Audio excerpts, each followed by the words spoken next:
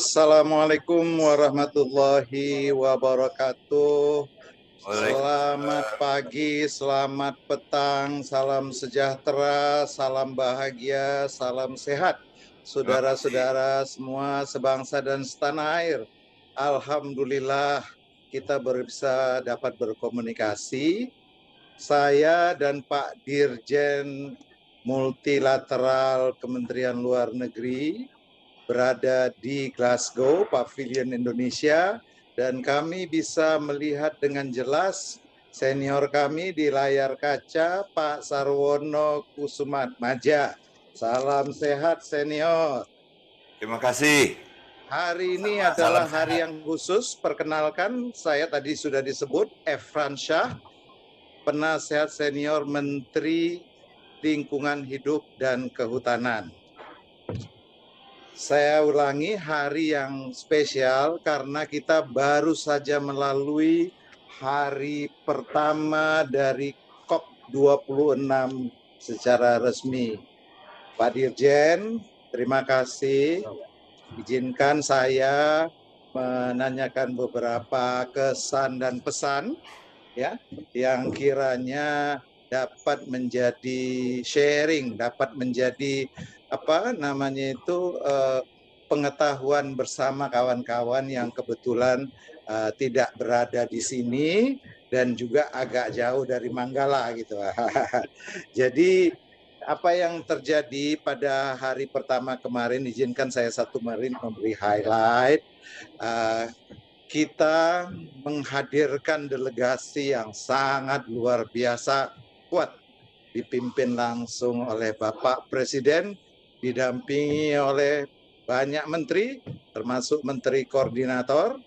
Tentu yang utama ada dua pahlawan wanita, Ibu Menlu dan Ibu Menteri LHK kami, memimpin di depan bersama Pak Presiden jalannya delegasi kita menghadapi COP26 ini. Ada Pavilion Indonesia menjadi ajang soft diplomasi, menjadi ajang outreach, dan seperti biasa selalu ramai.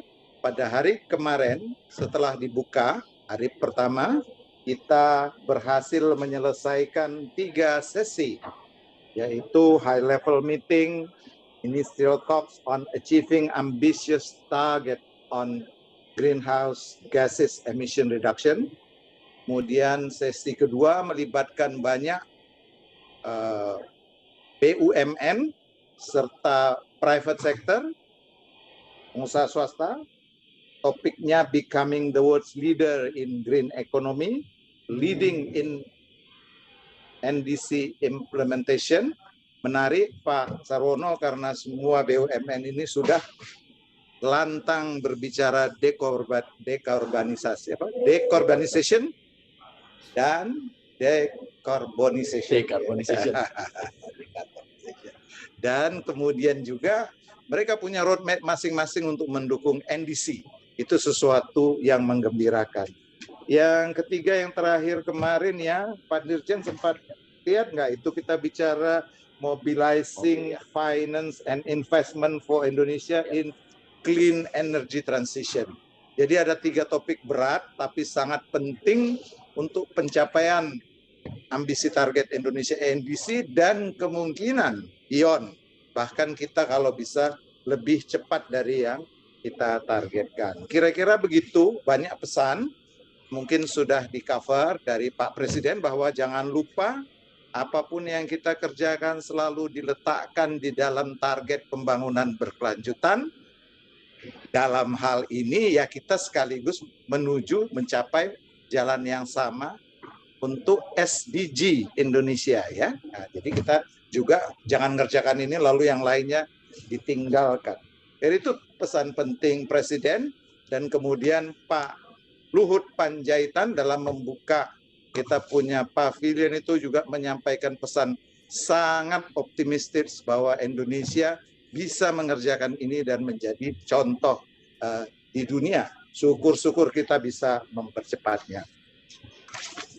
Pemirsa di Jakarta dan di mana saja berada, serta kawan-kawan sekalian. Hari ini adalah hari yang berbahagia bersama saya di Glasgow, Pak Dirjen Febrian, Dirjen Multilateral. Nanti kita coba kaitkan karena ini ada unsur multilateralism, hal yang sangat penting diungkit sekarang ini.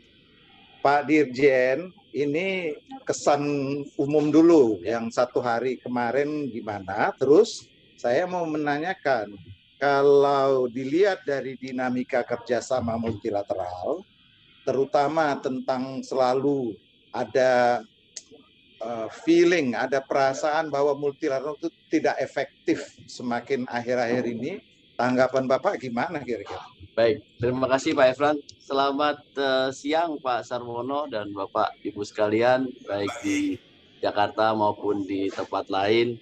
Pertama, kesan Pak Efran. Jadi memang kalau kita lihat ini adalah one of the few global meeting setelah pandemi. Tidak banyak contohnya dan bahkan ini mestinya menjadi role model dari pelaksanaan global meeting di kita setelah pada masa pandemi. Nah, itu yang pertama. Jadi kalau kita lihat cukup banyak antusiasme untuk hadir. Kalau dari hari pertama saja, paling tidak sudah 64 kepala negara dan pemerintahan termasuk Bapak Presiden bicara pada hari pertama KTT. Dan kemarin tadi Pak Efran juga sampaikan, Pak Presiden telah menyampaikan pidato nasional. I think it is setting the tone gitu ya, yang disampaikan oleh Pak Presiden, yaitu bahwa kontribusi Indonesia pengurangan emisi yang sudah on track pada target 29% dan menuju 41 dengan dukungan internasional, termasuk sektor kehutanan, energi, dan kelautan. Artinya, isu international collaboration itu tidak lagi terpisah dengan upaya pencapaian NDC, tapi harus menjadi bagian dari pencapaian bersama. Karena kembali, ini kita bicara mengenai kolaborasi, ini kita bukan bicara mengenai kerja sendiri-sendiri. Yang kedua juga dorong adanya, beliau sampaikan mengenai perlunya diberi dorongan pemenuhan komitmen dari negara maju dalam hal pembiayaan iklim.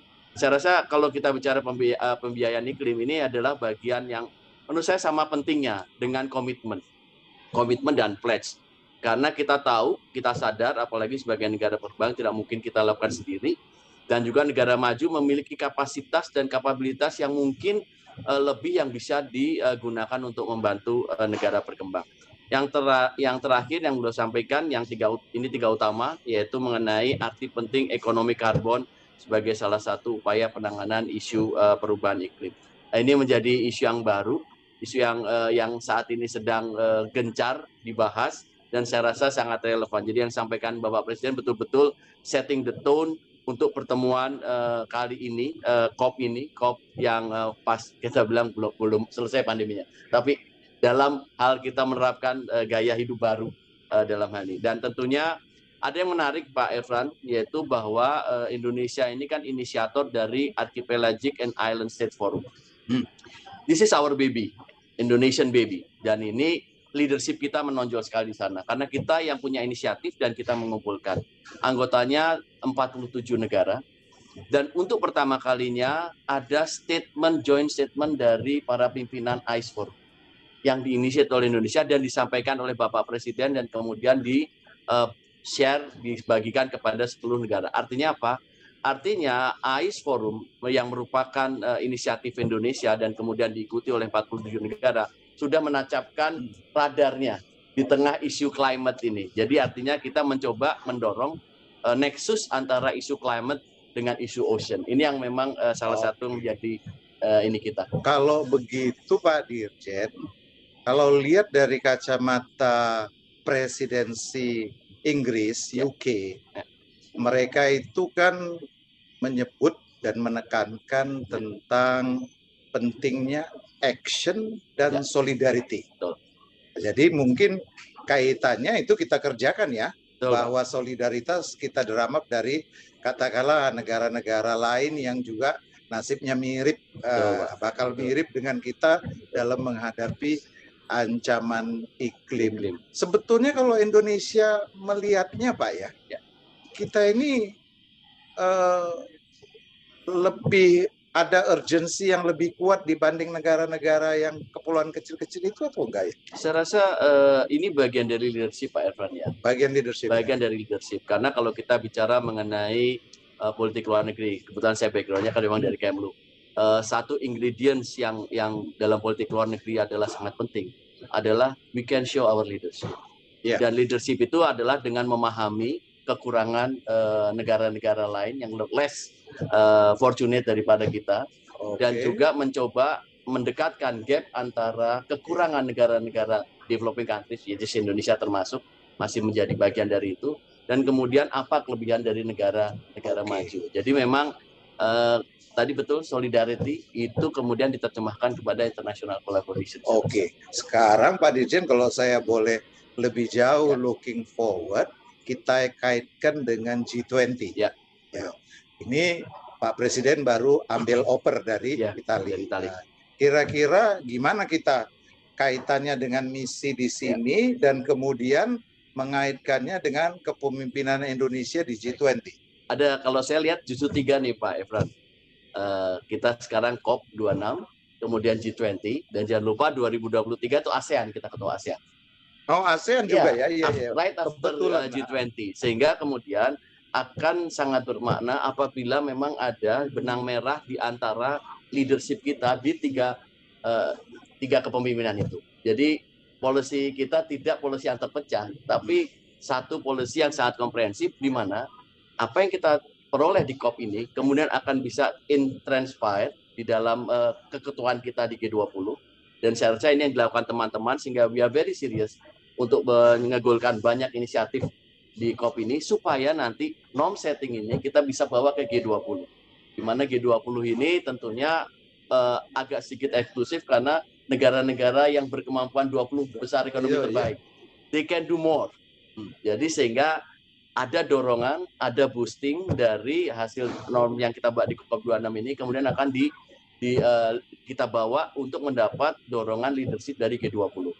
At the end, ini kemudian nanti akan kita bawa pada tataran regional, kita sebagai ketua ASEAN. Ya. Betul. Jadi semuanya ini tidak terpisah, tapi lebih menjadi satu bagian utuh dari diplomasi kita, diplomasi lingkungan, yang bisa kita tanamkan baik dalam G20 maupun dalam ASEAN.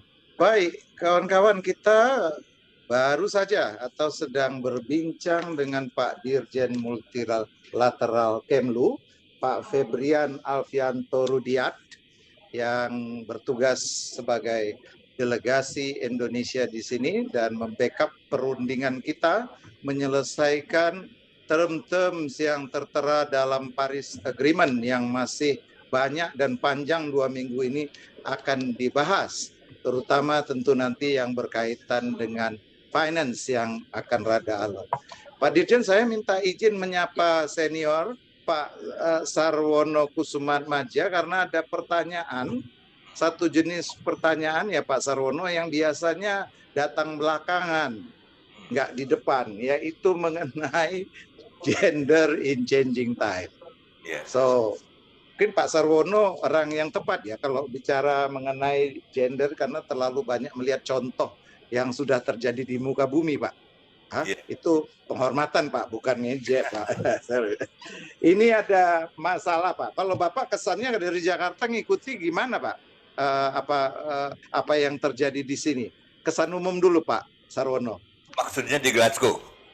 Ya, apa yang terdengar dan terkesan di tanah air? Ya, saya rasa kita nunggu dengan antisipasi ya pidato Pak Jokowi.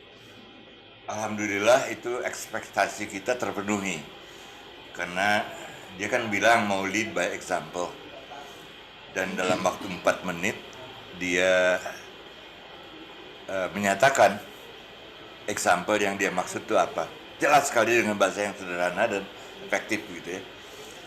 Nah, mengenai gender, saya rasa Indonesia juga sudah set an example ya, karena ada 2 menteri yang, atau 3 menteri yang peranannya sangat menonjol, itu 3-tiganya perempuan begitu ya.